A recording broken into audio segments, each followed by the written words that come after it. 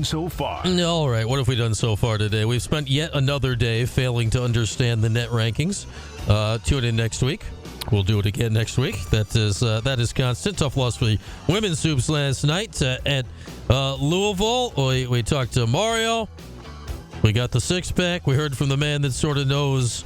And we got all that stuff as we now drive into hour two, courtesy of our friends at Burdick BMW. And we're going to drive our way.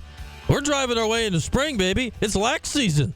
It is lax season. Vermont will be in the Dome tomorrow. So we haven't talked to our next guest in a hot minute, but we've got plenty of cause to now because lacrosse is back. Paul Carcaterra is with us. Carc, welcome. It's time to roll here, baby. We're ready for some lax. It is. You know, the lacrosse world, Brian, is always a little bit leery to start the season in February when it's frigid temperatures, but always 70 and sunny in the Dome, and Gary Gate and the boys have a bunch of games in February at home, so I'm really excited. I think this is probably their best team on paper since 2015. I know they ended the COVID year 2020 number one, but you know as well as I do, they were a little untested. They didn't get into the meat of the schedule, which they would have, gone through the typical Syracuse gauntlet.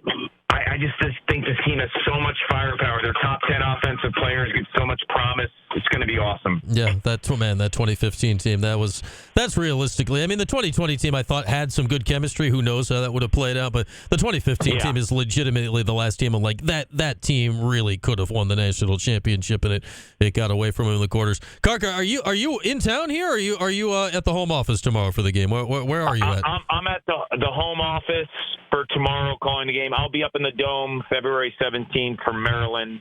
But yeah, this has been for me an off season where everyone's talking about Virginia, Duke, and Notre Dame in the ACC, and I think there's 4 or 5 other teams out there, Brian, that honestly can make a run at the national title. You have Penn State, you have Maryland, and you have Syracuse is in the mix. I really truly feel that the Orange can make a run in 2024. There's question marks, obviously, from the past. Last year, they couldn't win a good chunk of face-offs in ACC play. They're around 40% in conference play facing off, which is a major concern. And you just put too much pressure on the goalie, Will Mark. When you don't win face-offs, you just put the ball in the opposition's stick too much. And I don't care who your goalie is, who your defense is, you're gassed, and you just can't come up for air. I think Will Mark's one of the best goalies in the country. And I think with the new face-off man from Tufts, Mason Cone, it's going to be a different look. In the scrimmage, I heard he did really well against Michigan. And Michigan has one of the top face-off units in the country coming back from a year ago.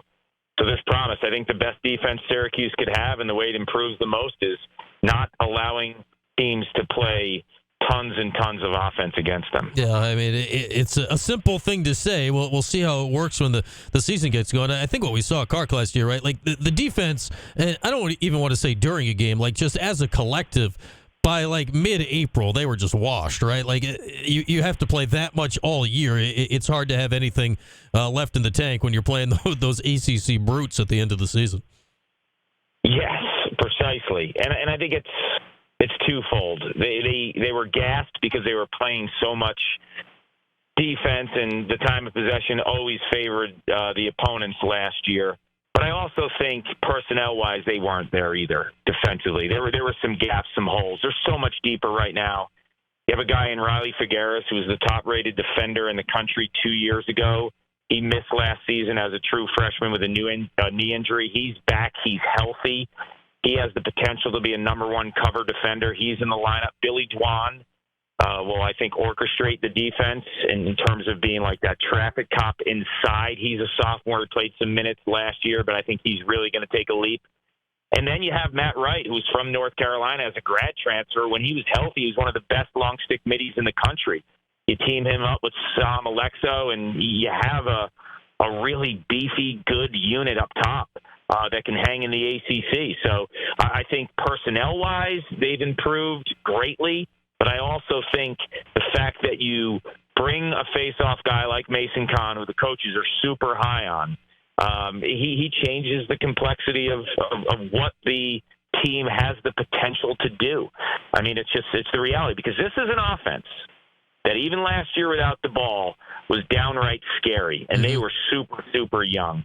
And their top 9 or 10 guys are as good as anyone's top 9 or 10. When you think of it collectively, compared to any team in the country, this unit is so, so deep with skilled scorers. There's 4 or 5 guys that are high-end Canadian box lacrosse players that understand how to play with the ball, without the ball. They share the ball. Their efficiency rates last year with having the ball so little were off the charts.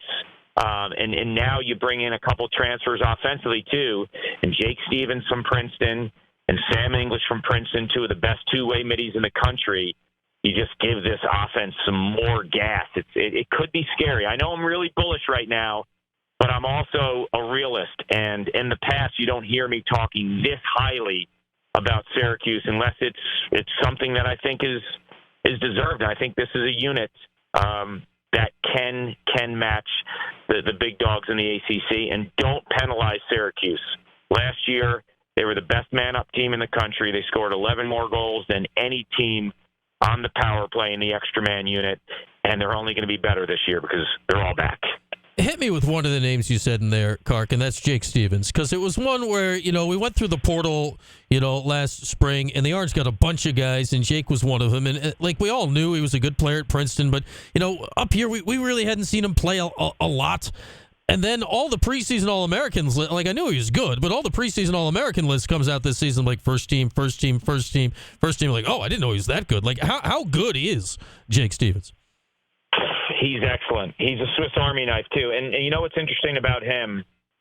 Sometimes these preseason awards look at stats and, they get really behind a player who's back with a lot of goals and a lot of assists. If you truly can appreciate good lacrosse, you appreciate Jake Stevens. And he doesn't have gaudy numbers offensively in terms of goals and assists. But the total package, this guy is a throwback midfielder from the 1980s where there's no specialization. You could put him on a wing on faceoffs. You could put him as a defender when they're caught on defense and your short sticks are running for the box. Keep Jake Stevens on there because he's really good on defense. He's outstanding in extra man. He was a top 10 scorer in the country last year in the power play. So you have all these pieces. He could dodge. He understands the two-man game. So his numbers aren't gaudy, but he's above average to almost borderline elite in so many categories that he's a unicorn in the game because the midfield play now is specialized in lacrosse. Yeah. And he is not specialized. You could plug and play him anywhere. If you watch the PLL, some of the listeners might know a guy named Zach Currier, who's a chameleon, and he's maybe the best all-around midfielder in the world in terms of checking all those boxes. Jake Stevens, also a Canadian, also from Princeton, now at Syracuse, a lot like Currier's path, box lacrosse, Canadian. He does everything. He is the unicorn of college lacrosse. Yeah, so and clearly that was the type of player that Syracuse just didn't have a type of player like that last year. So that fills a big hole, right? Sam English plays kind of like Jake Stevens too. You could put him all over the field. He's the other transfer from Princeton, and the beauty of Sam English, you get him for 2 years. Jake Stevens, you only get him for 1, right? Because Sam English missed 2 years, missed COVID 2020 and 2021. If people remember, the Ivy was the only league that didn't play college lacrosse, so those guys saved the year. Yeah, and it was very. They were stuck there, just waiting for things to happen, and the Ivy also doesn't let them play a fifth year, so they all have to go elsewhere to find a spot here. All right, so Joey Spallina, year 2. So we look around the ACC, and the Kavanaughs are back, and Brennan O'Neill is back, and Connor Schellenberger's back. Everybody's freaking back.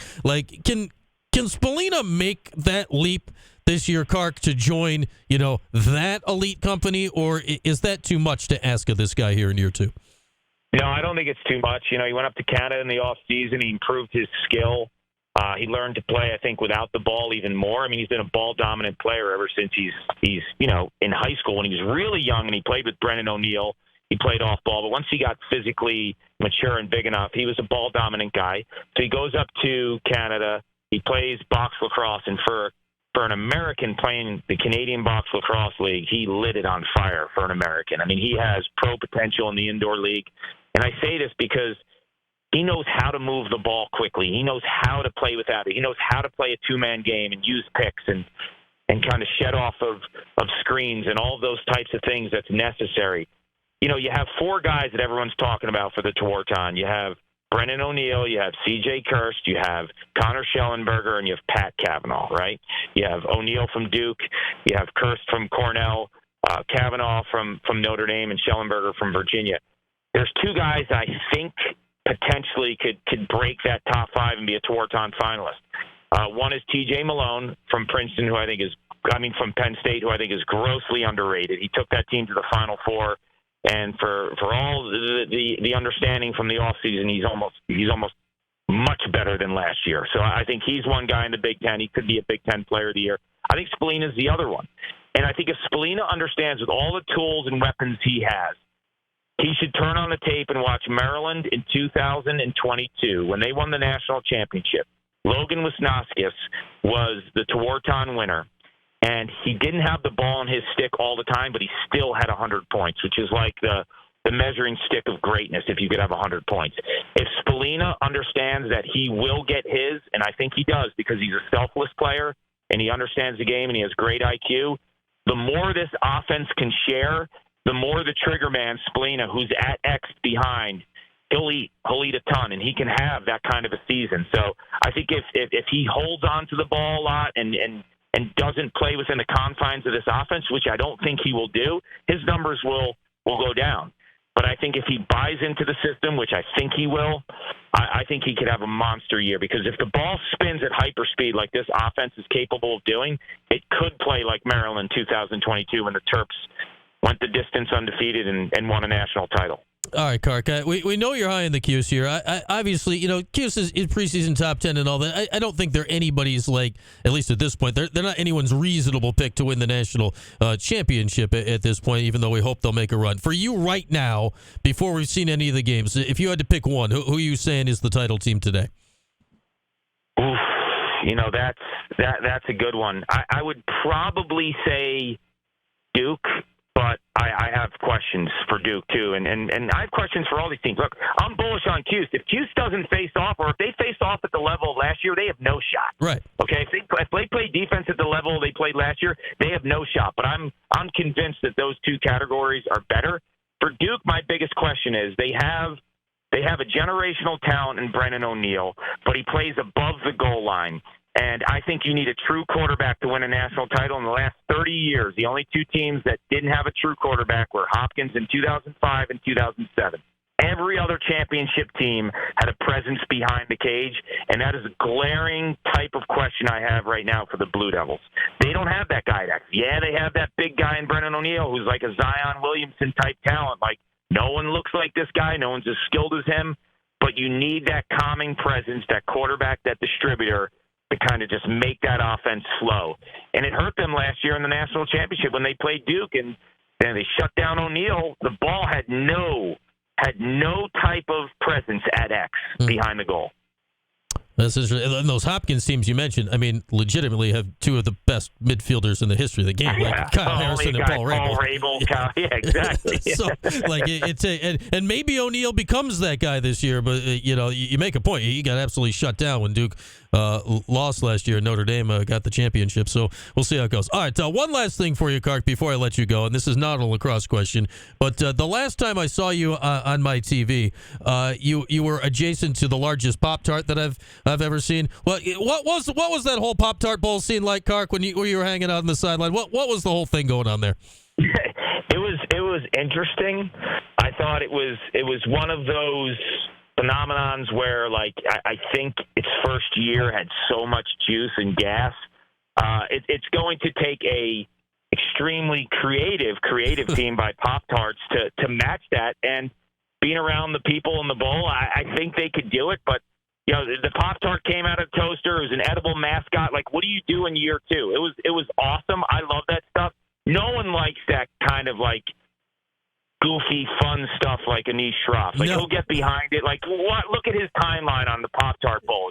You would have thought, like something never happened in sports before. Like, he loves that stuff. He loves the Duke's Mayo Bowl. For me, I certainly appreciate it. I think it was fascinating. I don't get behind it at the level Anish does, but I do appreciate it. But the big challenge is like, what do you do for an encore? Because it was pretty creative and pretty cool. Yeah, I don't know where they go from there. It was electric. And yeah, Anish had the inaugural Mayo Bowl and the inaugural Pop-Tart Bowl. So he's I think on his tombstone it's going to say like, here lies Anish Shroff, who called the Pop-Tart and the Duke's Mayo Bowl. Yeah, at least you didn't have to eat the mayo like he and Golick Jr. did that year. So I guess. But you want one last thing. You want to know how pathetic it is? This guy calls the Pop-Tart Bowl. This guy's 40 years old. He's never had a Pop-Tart in his life. What? Before the Pop-Tart Bowl. How pathetic is that? That's interesting. Like, what rock do you live under? Now, I mean, Anish is vegetarian, but that should not, like, deprive you of a Pop-Tart. Look, there's no brajol in a Pop-Tart. There's no steak. There's no chicken parm. It's not chicken parm Pop-Tarts. I don't know. No. I grew up on Pop-Tarts, pizza, chicken parm, Captain Crunch, anything with sugar. My mom let us eat anything. So I was eating Pop-Tarts in my sleep. Okay, you have shocked us with this information as we go to break here. All right, Carkman, we'll be watching tomorrow when Lax opens up in the Dome. I'm sure we'll talk again soon. All right, be well. Thank you. All right, there he goes, Paul Carcaterra. Always good to chat with our guy, Cark. We'll have to when we get Anish on to talk some Lax here in the near future. We'll have to verify this to make sure there's no Pop-Tart slander going on in the Shroff household. All right, with that, we will take a break. When we come back, we'll talk to my guy, Demetrius Nichols. Q's great, current Wake Forest assistant coach. D joins us next. It's QSportsTalk.com at ESPN Radio.